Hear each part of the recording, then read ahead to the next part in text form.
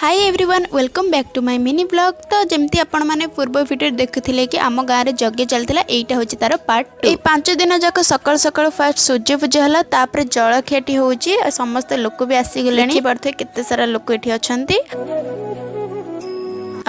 मो सुंदरिया चेहराटा को देखईदेली देन चलते आम जलखिया खाइबा। जलखिया होता बरा को मटर तरकारी आते उपमा को मटर तरकारी के इडली एमती सबकि होची।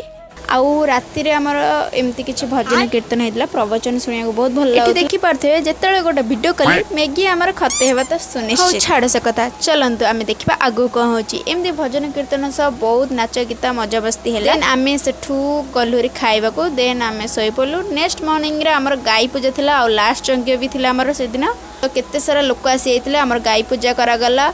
आउ एठी देखी पारे यहाँ हूँ यज्ञ मोर ड्रेस होता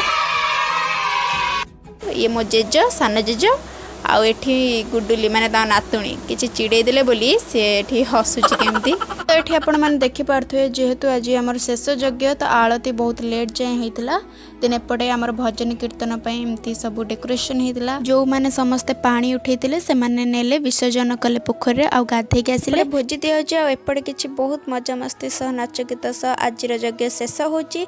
आशा करछि आपण मान को ये वीडियो बहुत पसंद आस्ते गोटे लाइक कमेंट शेयर सब्सक्राइब कर दियंतु गोटे छोट भौणी भाबी कि बहुत सारा सपोर्ट करंतु। जय जगन्नाथ।